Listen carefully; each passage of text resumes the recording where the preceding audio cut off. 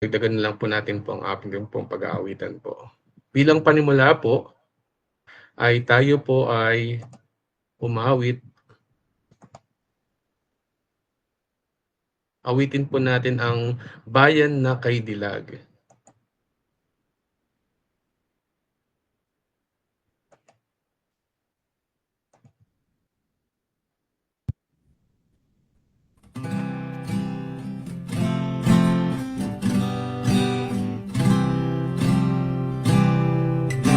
Isang lupaing kahinang na ngayon'y ating tinatanaw, at doon tayo'y hinihintay ang Ama nating mapagmahal. Bayan na kay dilag, magkakatipon tayo roon. Bayan na marilang, na tahanan ng Panginoon. Awit natin ay di huhumpay sa tamis ng pagsasamahan. Ang papuri aalingaw-ngaw sa langit magpakailanpaman. Bayan na kay dilag, magkakatipon tayo roon. Bayan na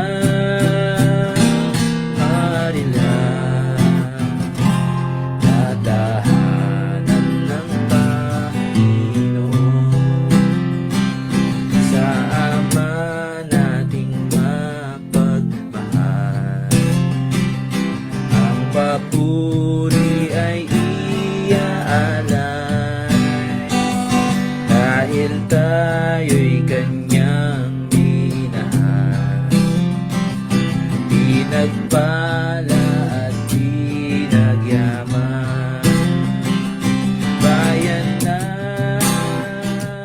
kay dilag, magkakatipon tayo roon. Bayan na marilang,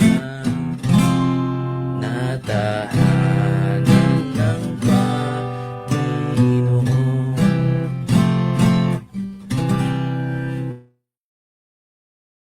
Papurihin po ang Diyos sa atin pong inawit, at minsan pa po tayong umawit sa Diyos ang luwalhati.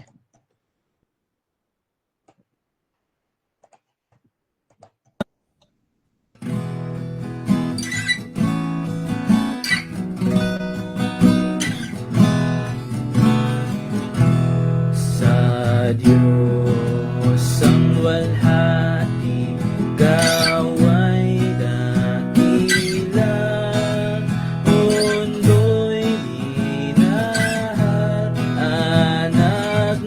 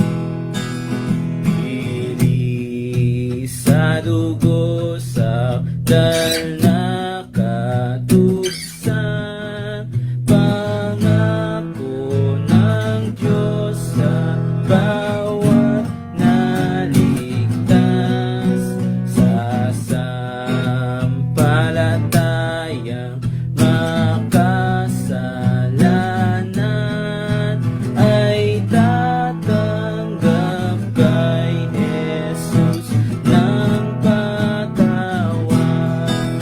Puri sa Panginoon, tinig niya'y pakinggan. Puri sa Panginoon, tayo'y mga galang. Kapit sa Ama't sa Anak, dumaan. Gawa niya'y dakila, walhati bigyan. Bawat turo niya sa atin dakila, galak natin kay Jesus ay dakila.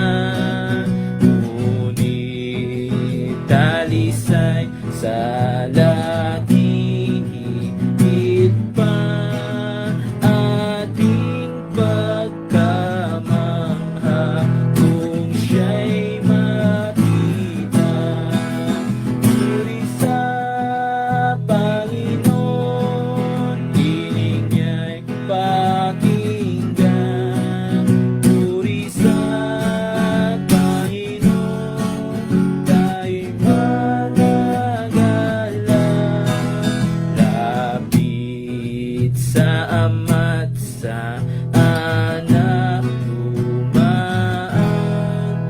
Gawa niya'y dakila, walhati bigyan.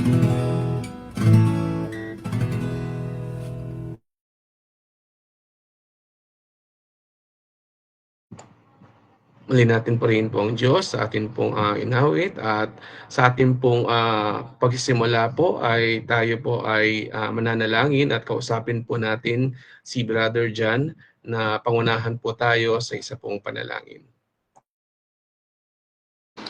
Let us pray po. Ama namin Diyos na dakila, banal at makapangyarihan sa lahat, patuloy po Ama na kami po ay nagpapasalamat po sa mabiyayang gabi na ibinigay niyo po sa amin para po sa amin pong online Bible study. Patuloy po Ama ang dalangin po namin ang inyo pong pangunguna at pag-iingat po sa bawat tahanan po namin, bagamat po physically hindi po kami magkakasama. Kayo po ang inaasahan po namin na maglilid po sa amin pong patuloy po na pag-aaral ng iyong mga salita.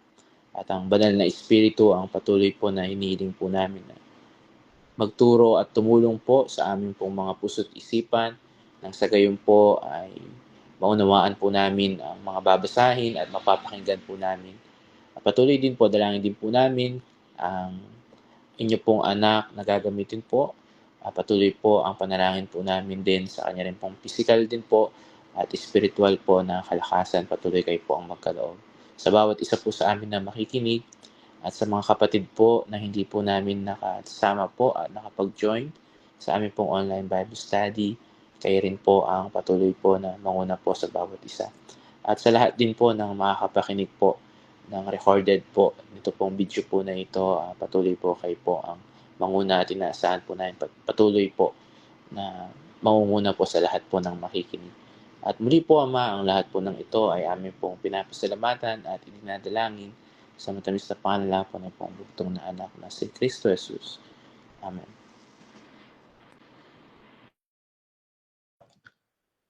Muli po ay magandang gabi po sa atin pong lahat at welcome po sa ating pong online Bible study.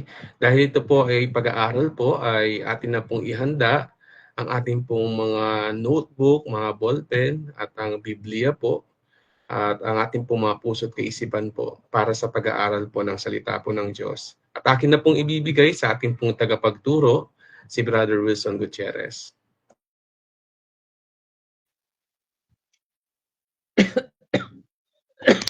Magandang, excuse me po, magandang gabi po sa ating lahat mga kapatid. Pagpamanin niyo po yung aking boses po ay dahil sa konting ubo. At una po ay salamat sa Panginoon. Tayo po ay patuloy na kanya pong binibigyan ng pagkakataon na tayo ay nagkakaisa po na nag-aaral sa mga salita ng Diyos. At nakaraan po ay atin pong natalakay yung kagandahan at kahalagaan po ng fellowship. Nakita po natin yung kahulugan nito. At salamat sa Panginoong Diyos sapagkat ito ay kung titignan natin, ito ay disenyo ng Diyos sa kanyang iglesia.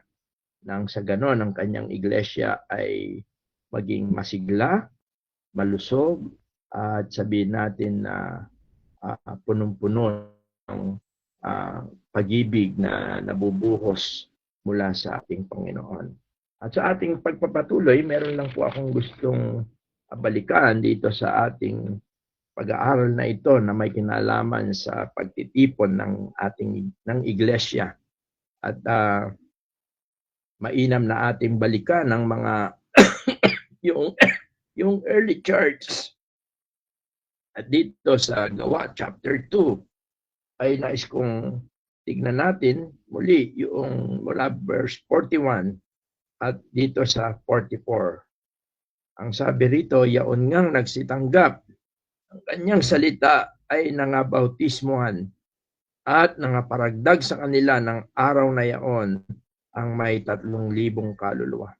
At sila ay nagsipanatiling matibay sa turo ng mga apostol at sa pagsasama-sama, sa pagpuputol-putol ng tinapay at sa mga pananalangin.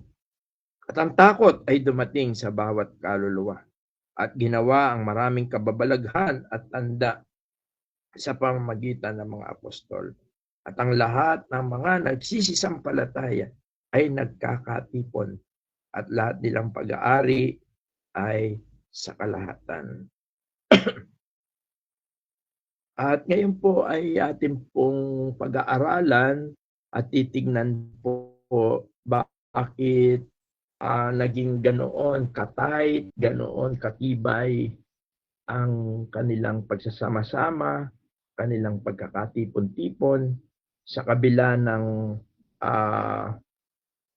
maraming suliranin nung panahon na yon dahil nga dumami yung mga believers at higit sa lahat ay halos ilang days lang. Ito ay yung ika-50 araw sa pagkamatay ng ating Panginoon, yung tinatawag na the birth of church, no? Yung the day of Pentecost. Kaya sariwa pa sa mga kaisipan ng mga mananampalataya ang mga pangyayari. Actually, yun yung nagbunsod ng takot sa kanila noong una. Kaya sila ay hindi lumalabas at hindi nagkakahiwa-hiwalay din, no? Kaya sa gabi pong ito po yung ating titingnan, ano ba ang naging sikreto ng kanilang matibay na pagkakaisa at pagmamahalan at pagtitipon na meron po sila. Kaya bago po natin tunghayan, tayo po ay manalangin muli. Ama, salamat po sa gabing ito. Salamat po sa patuloy na pagkakaloob po ninyo ng mga ganitong mga sandali. Na bagamat kami po ay magkakalayo, kami po ay pinagbubuklod mo at binibigyan mo ng malalim na pagnanais na matutunan ng iyong mga salita.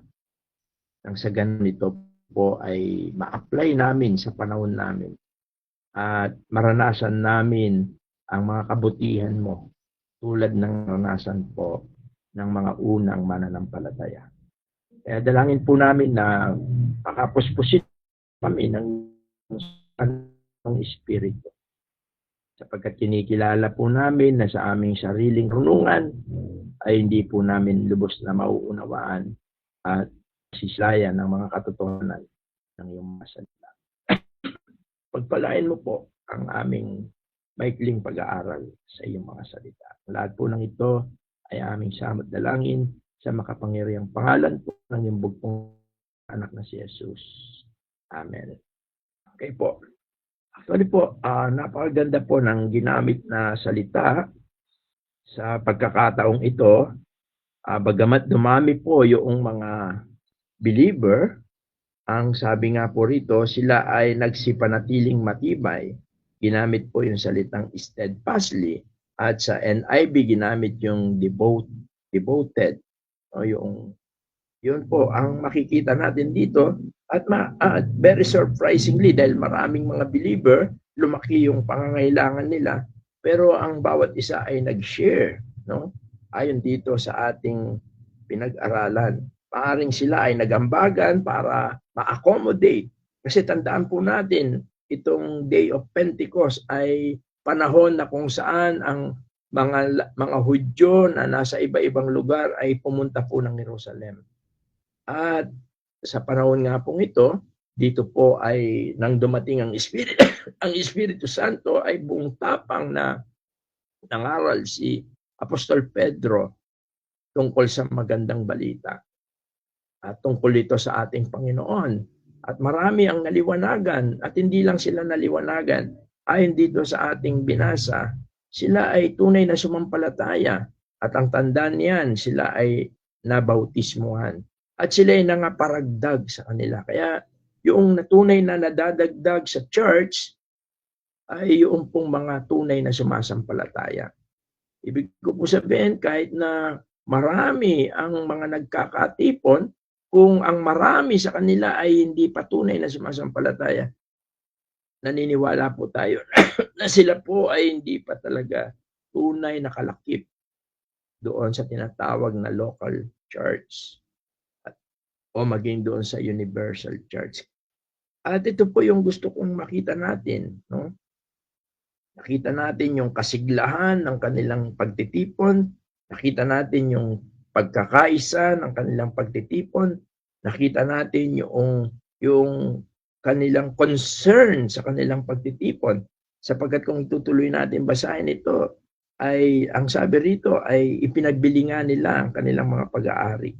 At nakita rin natin dito yung kanilang kasiglahan. No? Araw-araw actually sila ay nagsisipanatiling matibay sa pagkakaisa sa templo. Although wala pa silang sariling lugar, no? At doon ay, at ang napakaganda nito ay yung testimony nila sa labas, sabi nga sa verse 47, na nagtatamo ng paglingap ng buong bayan. At idinaragdag sa kanila ng Panginoon araw-araw yaong nangaligligtas. Kaya napakaganda na atin pong hindi lang makita ang kasiglaan, ang kapangyarihan ng Espiritu Santo po sa kanilang mga buhay. No? Gusto kong makita natin yung naging sikreto po nila. Sapagkat tayo rin naman po, nais natin na maranasan ang bagay na yan. Gusto rin natin, ako'y naniniwala na ang bawat isa po sa atin na sumampalataya at nalakip sa ating local church, ay gusto rin po natin na ito ay lumago, maging matibay, maging masigla, at punong-puno ng pagmamahalan, punong-puno ng tinatawag na genuine fellowship. At alam niyo po, na habang nininilay ko, ano ba ang naging sikreto nila? Although marami tayong makikita, pero isa po yung nakita ko. Yung pong tinatawag na commitment o yung committed. Sila po ay naging committed. Sila po ay naging committed sa gawain ng Panginoon. Sila ay naging committed sa kanilang pagtitipon. At ito ang nakikita ko, bagamat walang salitang committed dito, pero yung action yung katotohanan ng pagiging committed nila ay na makikita natin dito sa mga unang iglesia. At marahil ito rin ang nais ng Panginoon po sa atin. Tinignan ko po yung salitang committed o yung commitment galing sa salitang commitment o yung salitang matibay, devoted. Sa Miriam dictionary, napakasimple lang nung ginamit niya, nakatuon, yun yung Tagalog niya. Although yung ibang words ay ginamit yung salitang engage, yung sa salitang commitment. Pero ang tinutukoy, kung makikita natin ang kabuuan nito, ito ay buhay na pamumuhay ng mga Kristiyano na ang kanilang inuuna o tinatawag na prioritize ay ang Diyos sa kanilang buhay. Kaya naman, ang kanilang mga buhay ay kanilang ikinomit, itinalaga, ibinigay. Oh, yun po ang ibig sabihin ng salitang commitment. Committed. Inialay. Para itong tulad sa mag-asawa. Ang mag-asawa ay committed sila sa isa't isa. Inihandog ng isa't isa sa kanila. Kaya ang kapakanan ng bawat isa sa kanila ang kanilang tinitignan. Marahil yun yung magandang halimbawa ng salitang commitment. Sapagkat ang pagiging committed sa Diyos na nagbubunga ng ating pakikipag-ugnayan sa Diyos ang siyang pinakamahalaga at pangunahin na masasabi natin na aspeto ng buhay Kristiyano, ng buhay na namumuhay bilang isang Kristiyano. Kumbaga parang ito yung anchor. Kapag ka nawala ang katotohanan ito sa isang Kristiyano o sa mga Kristiyano o sa isang lokal na iglesia, hindi natin mararanasan ang tulad ng naranasan ng mga unang Kristiyano, yung kanilang kasiglahan, yung kanilang pagkakaisa, yung kanilang pagmamahalan, yung kanilang kagalakan sa pagsasama-sama nila na tinaglay nila sa kabila ng maraming pag-uusig, maraming pagsubok, maraming pangangailangan. Pero sila ay nagkakaisa, nagpapatuloy, masigla, masaya. At ang Panginoong Diyos ay nalulugod. Ang sabi dito sa verse 47, at ang Diyos ay gumagawa sa kanilang kalagitnaan. At yan ang kailangan natin. Yung salitang commitment. At ang salitang ito ay yung pagtatalaga ng ating buhay ay inialin tulad ng Panginoon sa isang magsasaka na nakatuon siya sa kanyang pag-aararo. Ang sabi sa Lucas 9:62, marahil ay tayo ay magbukas. Luke 9:62. Ang sabi rito sa Luke chapter 9 verse 62.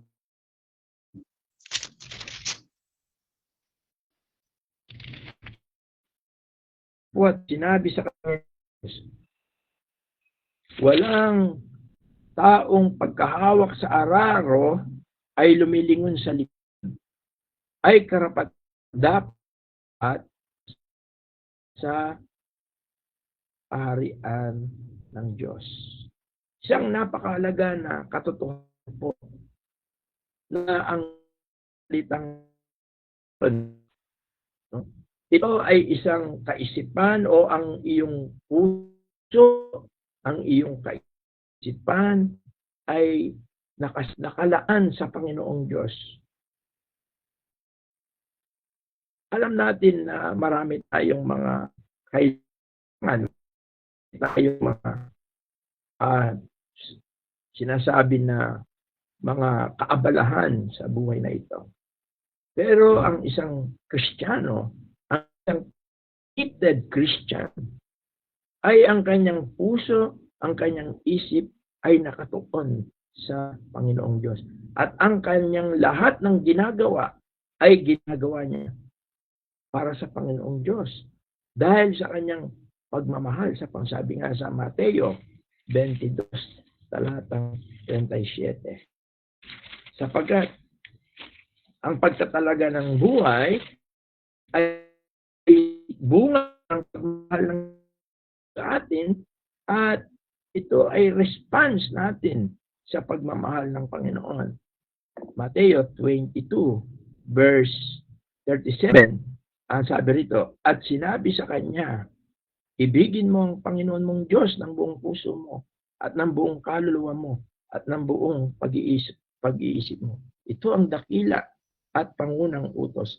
Alam po natin ang kwentong ito tungkol sa isang lalaki na mayaman, na tagapagtanggol, na very religious person, na nagtanong tungkol sa kung paano makamtan ang buhay na walang hanggan.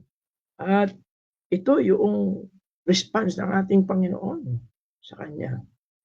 Ibigin mo ang Panginoon mong Diyos.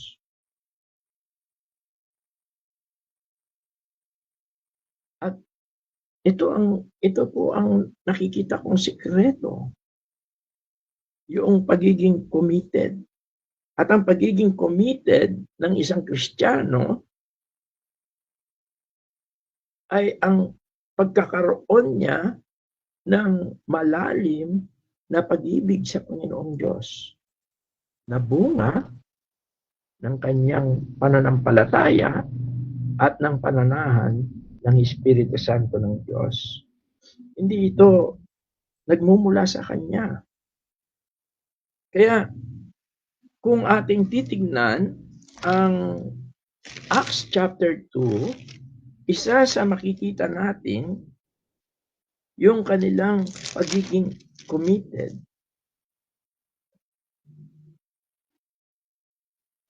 At yan din ang panawagan ng Panginoong Diyos sa mga maging ni Apostol Pablo na maging committed tayo. Sabi niya doon sa Roma chapter 12. At alam ko hindi lang yung mga taga Roma. At alam ni Pablo ang kahalagahan ng pagkakaroon ng ganitong pamumuhay.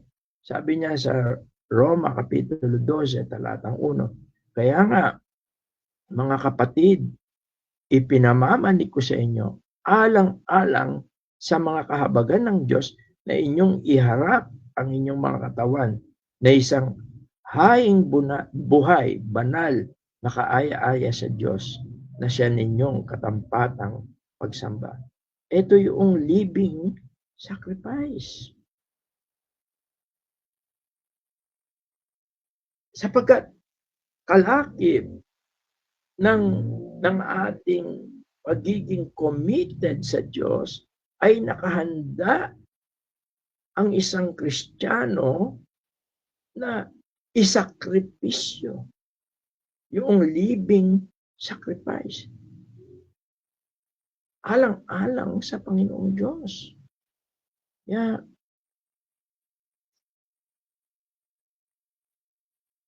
Isang katotohanan ito na nakita natin. Actually, nakita natin yung kanilang pagsasakripisyo, yung kanilang mga ari-arian, yung kanilang time, yung kanilang life, no? Kaya napakahalaga noong 3 T na kailangan na maihandog natin sa Panginoong Diyos. Ano po yung 3 T? Yung ating time, yung ating talent, yung ating treasure. At yan ang tunay na pagsamba sa Diyos. At ito ang nakita natin sa mga unang mananampalataya. Sapagkat sa ating pagtatalaga ng ating buhay, dahil sa ating pagmamahal sa Diyos, natututo tayong magsakripisyo tulad ng sa Panginoon. At yan ay isang katotohanan na ang Panginoon ay gumagawa sa buhay natin. Sabi nga sa Pilipos, Kapitulo 4, talatang 13. Pilipos 4, talatang 13. Ang sabi rito, lahat ng mga bagay ay aking magagawa doon sa nagpapalakas sa akin. Kaya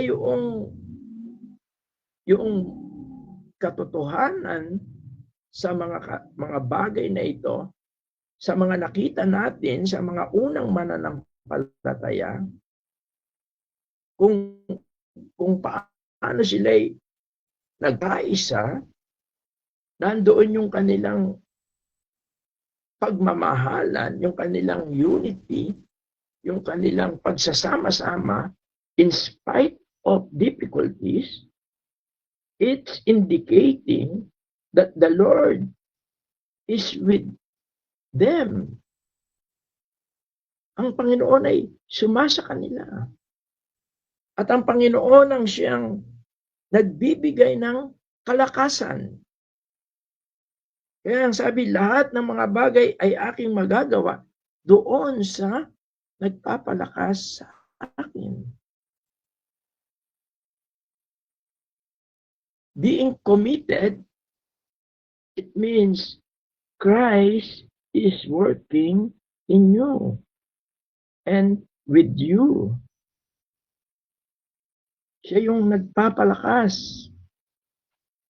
Siya yung nagbibigay ng lakas. Kaya napakahalaga po na itong pinag-aaralan natin, itong pagiging committed ng isang Kristiyano. Sabi nga po, isa ito sa mga fundamental o pamumuhay ng isang tunay na Kristiyano na lumalago, na nakikibahagi, na nakikiisa sa kanyang gawain. At ito po yung kailangan natin. Although, in reality, sa panahon natin, tunay na napakarami po na mga sabihin nating distraction. Sometimes, we are willing, may conviction tayo. Pero, kung minsan po, ay napakaraming distraction. Kaya naman, dapat nating ituon tulad ng isang magsasaka na nag-aararo na ating pong i-focus ang ating pananampalataya, ang ating pagtitiwala sa Panginoon. Sabi nga sa mga awit o sa Proverbs chapter 16 verse 3. Although ginamit din yung salitang commit. Proverbs 16 verse 3. Proverbs 16 verse 3. Ang sabi po rito, iukol mo, yon yung salitang commit. Sabi niya sa English, commit, no, thy works. Iukol mo sa Panginoon ang iyong mga gawa at ang iyong mga panukala ay matatatag. Commit thy works unto the Lord, and thy thoughts shall be established. Mga kapatid, ito ang napakaganda na motive in committing ourselves, no, yung pagtatalaga o pagtutuon ng ating pamumuhay sa Panginoong Diyos sa kanyang mga gawain. Ginagawa natin ito hindi sa ating sariling lakas, kundi sa lakas na ibinibigay ng Panginoon. At ginagawa natin ito para sa Panginoong Diyos. At maliwanag na it will establish, ito ay magiging matibay. Ito ay magiging makabuluhan. Sabi nga, hindi tayo matitinag pagka ang ating buhay po ay ating itinatalaga, itinutuon sa Diyos, ang kalakasan niya, ang pag-ibig ay mananatili sa atin, ang kalakasan niya, ang karunungan niya, at tayo ay magiging matatag tulad ng mga unang mga Kristiyano. Napakahalaga na ituon natin. Sabi nga, whether you eat or drink or whatever you do, do it to the glory of God. Napakahalaga po yan. Nang sa ganon ay tunay na maranasan natin yan. At magiging matatag tayo sa kabila ng mga pagsubok, sa kabila ng mga pagiging aktibo ni Satanas sa ating iglesia, sa ating mga buhay, ay hindi tayo matitinag. Ang sabi sa unang Korinto, Kapitulo 15, verse 58. No? 1 Corinthians chapter 15, verse 58. Ang sabi po rito, kaya nga mga kapatid kong minamahal, kayo'y magsitatag. Huwag makilos na laging sumasagana sa gawa ng Panginoon. Yamang nalalaman ninyo na hindi walang kabuluhan ang inyong gawa sa Panginoon. Mga kapatid, being committed in Christ ay maliwanag na hindi tayo matitinag. Kahit na anong pagsubok, kahit na anong kahirapan, kahit na anong hadlang, distraction, hindrances, hindi tayo matitinag. Dahil sa oras na italaga natin ang buhay natin sa Panginoon, ang pag-ibig natin sa Panginoon ang siyang maghahari. Ang siyang magtutulak sa atin. Sabi nga, the love of Christ constraineth us. Hindi lang yung habang nararanasan natin ang pagmamahal ng Panginoon, sapagkat siya ang unang nagmahal sa atin, lalo lumalago din ang pag-ibig natin sa Kanya. At nakikita natin, binibigyan niya tayo ng lakas, both physically and spiritually. At anumang mga pagsubok, magiging unmovable tayo. Magiging consistent ang ating mga gawain, ang ating mga pagtitipon, ang ating mga paglilingkod. Magiging consistent. Hindi tayo parang magiging roller coaster na minsan masipag tayo, minsan tamad tayo, minsan dedicated tayo, minsan hindi. Minsan devoted tayo, minsan hindi. Ang isang tunay na nagtatalaga ng buhay sa Panginoon, na itinutuon natin ang buhay natin sa Panginoon. Lahat ng ginagawa natin para sa Panginoon. Ang buhay na ito, ang pamumuhay Kristiyano na ito ay hindi makikilos. At higit sa lahat, magiging makabuluhan ang ating magiging buhay. Kaya nga sabi niya, hindi walang kabuluhan ang inyong mga gawa sa Panginoon. Kaya mga kapatid, napakalaga noong word na committed. Ang sabi rin sa Colosas, Kapitulo 3, talatang 23, sabi rito, anumang inyong ginagawa ay inyong gawin ng buong puso na gaya ng sa Panginoon at hindi sa mga tao. Ito yung opposite. Ito yung deception ng sarili natin at ng kaaway natin na sa ating ginagawa, yung ating ginagawa sa Panginoon kapag ito'y ginagawa natin para sa tao, para papurihan tayo ng tao, dito tayo, pagka ito yung naging motibo natin, hindi tayo makakapagpatuloy. Ako, sa aking karanasan, medyo matagal na rin po tayo sa paglilingkod sa Panginoon.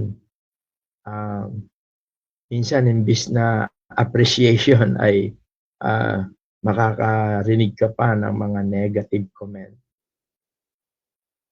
Walang masyadong appreciation.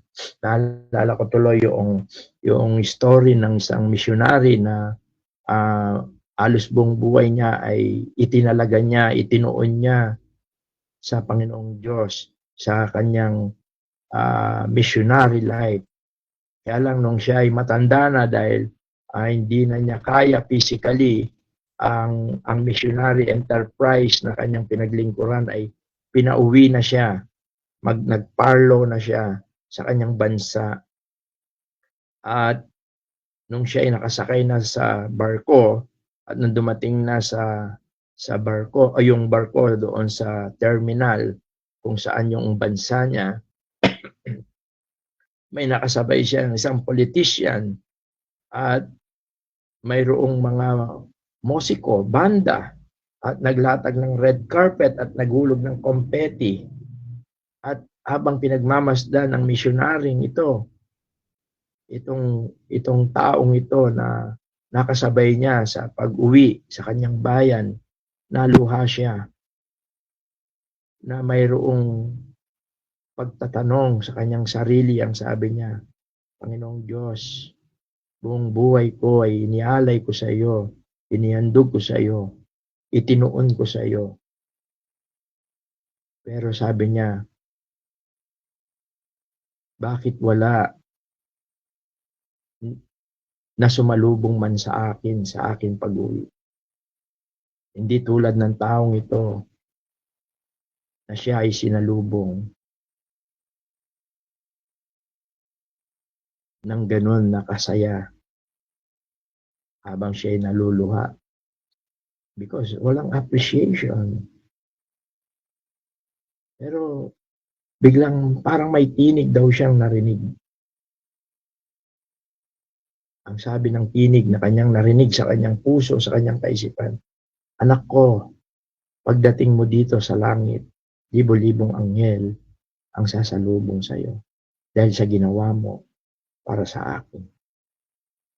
Mga kapatid,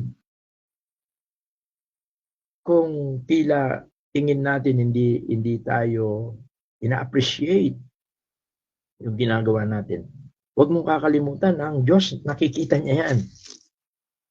Yung iyong paglalaan ng iyong buhay sa Panginoon ay nakikita niya yan. Sabi nga, isa sa mga paborito kong talata rin po, Hebreo 6:10. Sabi niya, sapagkat ang Diyos ay hindi liko upang limutin ang iyong gawa at ang pag-ibig na iyong ipinakita sa kanyang pangalan, sa iyong paglilingkod sa mga banal at hanggang ngayon nagsisipaglingkod kayo. Yung tingnan natin yung consistently, yung kanyang paglilingkod, yung kanyang debosyon, yung kanyang because of committed, dahil siya ay committed. At bagamat ito hindi napapansin ng tao, ang Diyos, nakikita niya po ito. At hindi po mawawalan ng kabuluhan ito. Sapagkat ang Diyos ay hindi liko.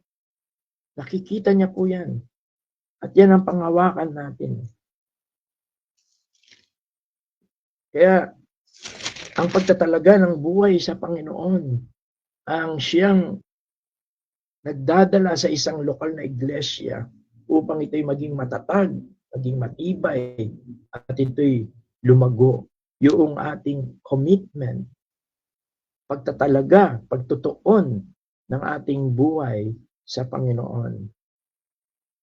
Sa kabila ng mga paghihirap, sa kabila ng pagsasakripisyo, sa kabila ng mga bagay na nararanasan natin na hindi mainam para sa ating sarili.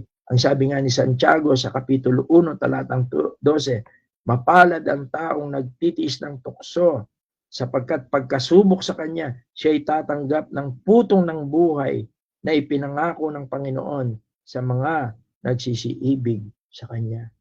Mga kapatid, hindi mawawalan ng kabuluhan ang ating paglilingkod sa Panginoon, ang ating pagtatalaga ng ating buhay. Kaya napakalaga nito, yung pagiging committed. At yan yung nakita ko sa mga unang Kristiyano. Itinalaga nila, itinuon nila ang kanilang puso, ang kanilang isip sa Panginoon, sa gawain ng Panginoon. Kaya saan po ba na maaari nating ituon? Ituon natin ang ating, i-commit natin ang ating buhay sa Panginoong Diyos, sa kanyang mga salita, sa kanyang gawain. At tayo maglingkuran sa isa't isa. At i-priority natin ang gawain ng Diyos. At magagawa lang natin yan kung itatalaga natin ang ating buhay o i-commit natin ang ating buhay. Kaya nawa po sa ating maigdi pag-aaral na ito, although marami pa po sana akong gustong i-share regarding po dito sa salitang committed. Kaya ipanalangin po natin ito. Katulad po ng aking sinabi, isa ito sa pangunahing buhay na gusto ng Panginoong Diyos sa atin. Yung i-commit natin ang ating sarili. Sa gayon ay patuloy na maranasan natin ang pag-ibig ng Diyos at ito rin yung pag-ibig na magtutulak sa atin upang i-commit natin ang ating sarili. Maranasan natin ang kapangyarihan niya, ang kalakasan mula sa Panginoon upang matuto tayo na magsakripisyo at maituon ang ating mga buhay. At nakita natin na ang buhay na may pagtatalaga o pagtutuon o committed o engaged o yung pagkakaloob ng iyong buhay sa Panginoong Diyos. Ito ay buhay na masasabi natin na pinagpala. Ito ay buhay na masasabi natin na fruitful. Hindi masasayang. At higit sa lahat, ito ay buhay na naghihintay at pinagpapala ng Panginoong Diyos. Kaya kung tayo po ay atin pong gustong maranasan ang kagandaang loob ng Diyos sa ating iglesia, sa ating buhay, ay matuto po natin i-commit ang ating mga buhay sa Panginoon. Ang sabi nga, isang talata pa dito sa awit. Gusto kong basahin ito. Yung isang talata pa na ating Psalms 37 verse 5. Dito na po tayo magwawakas. Awit 37 verse 5. O Psalms 37 verse 5. Okay. Parang napansin ko, walang nag-share ng Bible sa ating Bible study ngayong gabi.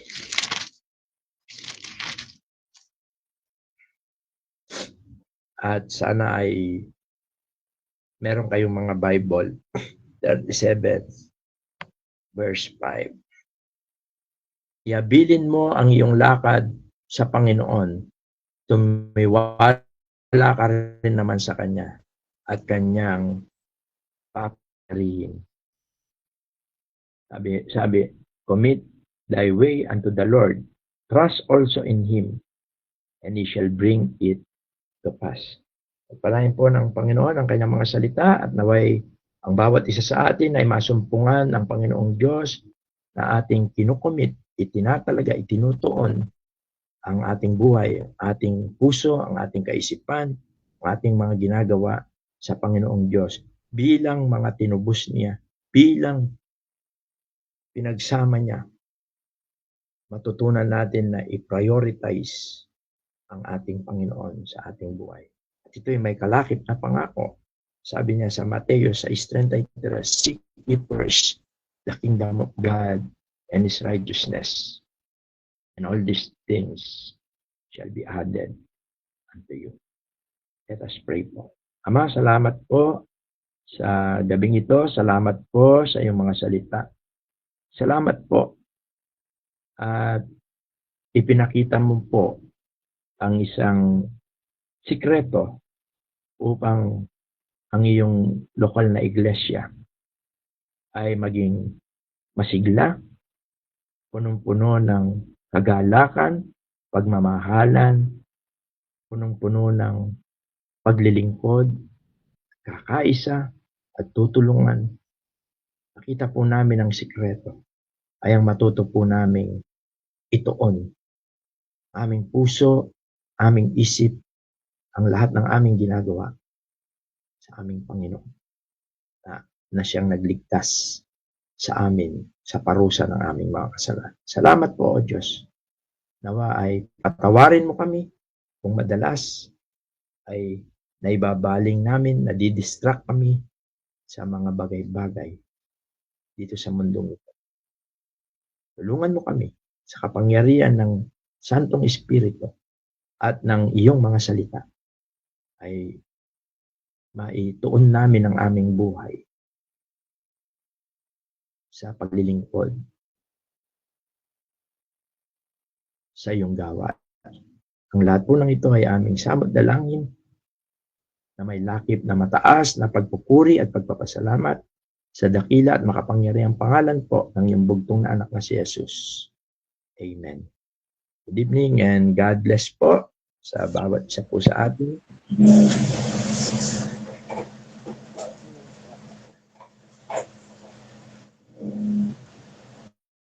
Po, meron tayong mga katanungan po.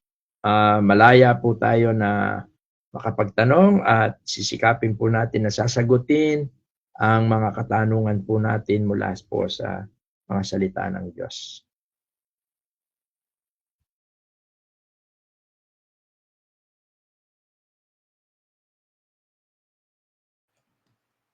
Sige po mga kapatid, katulad po ng nabanggit po ng ating pong tagapagturo, kung may mga katanungan po tayo, base po sa ating pong napag-aralan, ay malaya po tayo makapagtanong po. I-open lang po natin ating pong mga mic.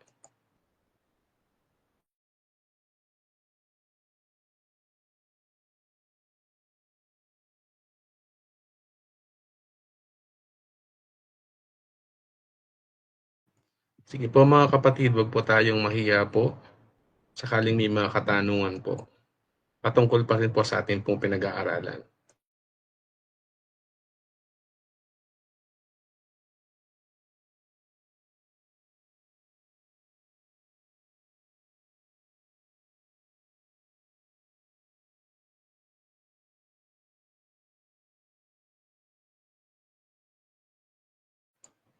Meron po ba mga kapatid?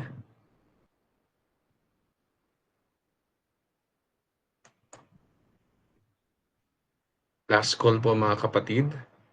Kung may mga katanungan po.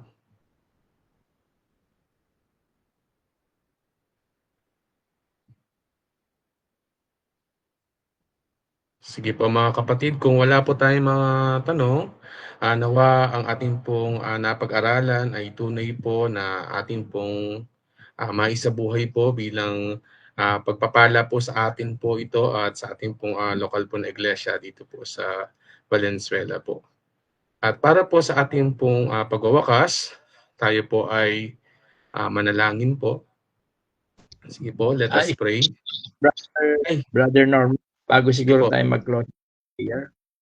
Magandang gabi po mga kapatid. Hindi ko lang alam kung present ba rito sila Brother Jim, sila anyway.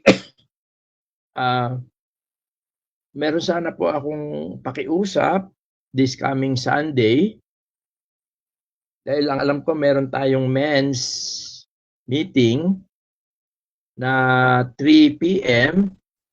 Ang nagiging problema po namin dahil may mga kapatid po, dahil nga po napagpasyahan noong nakaraan na instead na sa 18 po yung pagse-celebrate ng birthday po namin nila Brother Romy at ng ilang pang mga kapatid ay gagawin na po sa linggo. At nagkataon po dahil nagpa-catering po tayo at mayroon pong mga ilang kapatid na sasama po from Florida. Kaya medyo parang mahihirapan kami na maaga kami na makarating. Ano sa palagay natin, Brother Jim? Siguro bro, sa susunod na linggo na lang. Tama, sa susunod na linggo na. Bali, after na ng birthday mo, 18 yung plus 7, 25 na tayo mag-start ulit. Tama. Kasi 18 Sige, salamat. 11 ka ng Oo. Kasi meron pa celebration din dito sa Pampanga ng 18. Kaya nga, itong 11 dito sa 18 diyan sa Florida. Pampanga. Sa Pampanga. Kaya sa Nueva Ecija sa 15 mo ba Thursday. Sa Thursday. 15. Tama bro. After nun, pwede tayo sa 25. May mag-resume. Okay. Mag-resume. Ayan, 25. Brother. 25 po. Opo, Tapos kasi natin, para mahabol natin, bro. Opo, katulad din po natin, di ba, every other Sunday tayo. Pagsunurin na para mahabol natin yung mga lesson. Kung okay lang doon sa mga kapatid. Si brother present. Okay tayo, Brother. Parang nag-noted na si Brother EJ. Si Brother EJ, okay. Opo, bali sa Sunday po is 11. Meron po kasi tayong, di ba, gaganapin na birthday. 3 po yung birthday natin, kaya hindi po tayo, siguro po, hindi tayo makakapag-men's meeting sa 11. Kung i-adjust po kasi natin ng 18 at nasa Florida naman po kayo, hindi po tayo ubra, pwede po siguro tayo sa May 25, tsaka po sa June 1. Magkasunod po. Yan, tama yan. Okay, tama yan. Okay, thank you. Sige. Ganun na lang siguro mga kapatid. Sister, pakisabi lang kay Brother Idan. Si Brother EJ parang nandyan naman, nag-noted na siya. Okay, sige. Ibalik na siguro natin kay Brother Norman. Kaya in-interrupt ko rin kanina para maisama natin sa prayer natin ito. Itong schedule natin. Nasuggest na mga kapatid si Brother James at si kapatid na Rodel. Okay. Sige po. Ate, kumusta na yung exam mo? Hindi ko din sa'yo ikaw. Nagkaroon na siya. Off na siya. Paano ba yung Huwag na.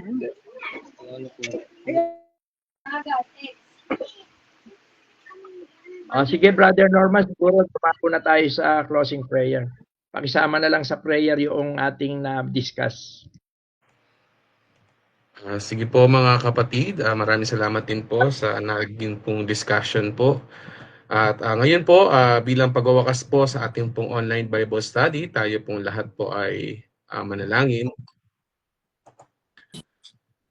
Ama naming Diyos na banal, dakila at makapangyarihan po sa lahat, muli ka po naming pinupuri at pinasasalamatan po sa lumipas pong mga oras po sa patnubay po ninyo sa aming pong pag-aaral ng inyong pong mga salita. Maraming salamat po sa biyaya pong ito na malaya po namin na napapag-aralan po ang inyong pong mga salita, lalo po patungkol po sa inyong pong iglesia dito po sa Valenzuela, sa pagiging matibay po ng pagsasama-sama po ng bawat isa po sa amin sa inyong pong patnubay po. At nakita po namin ang naging sikreto ng kanila pong pagiging matibay bilang isang pong iglesia. Maraming salamat po, Ama, sa mga katotohanan po ng iyong mga salita.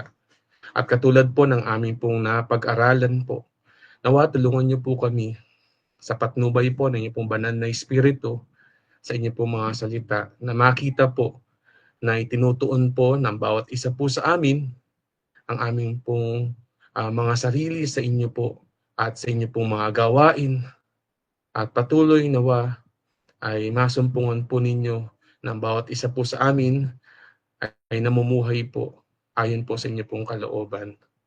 Maraming salamat po, latigit din po sa inyo pong anak na ginamit na patuloy niyo pong binibigyan po ng karunungan po sa ganito pong kaparaanan po.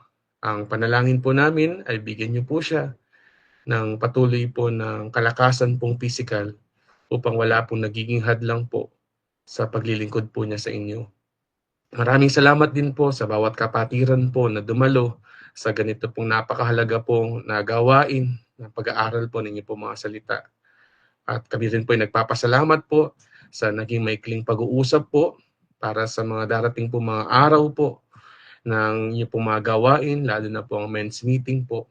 Patuloy po naming dalangin na pangunahan niyo po ang bawat isa sa mga kalalakihan po, ang schedule po ng nagiging pag-aaral po na patuloy na nagiging pagpapala po sa bawat kalalakihan po sa inyo pong iglesia sa Valenzuela. Maraming salamat po, Ama. At sa gabi po ito ay idalangin din po namin ang kakaloob po ninyo ng sapat po na kapahingahan po sa bawat isa po sa amin at patuloy na ihanda po sa lahat po ng inyo po mga gawain. Maraming salamat po, Ama. At ganun din po, ingatan niyo po ang mga kapatid po na nasa biyahe po. Sa kanila din pong pag-uwi, kayo po ang mag-ingat po sa kanila. At ang lahat pong ito ay amin pong isinasamo at idinadalangin sa tanging pangalan lamang po ng ipong bugtong na anak na si Kristo Jesus. Amen. Good evening. See you po on Sunday lahat, no? At meron po tayo konting salusalo sa Sunday. See you on Sunday. Ate, magaling ka. Lilian, magaling ka na ba? Eds. Pa natin na mag-kompleto tayo sa Pa si brother dyan sa bahay. Sister Eds. Parang kakajoin lang po. Nasa biyahe siya eh. Okay, Advance happy birthday po. Oo, sige. Thank you. Thank you. Brother Rutan, huwag ka na mawawala sa linggo. Kailangan ka namin doon.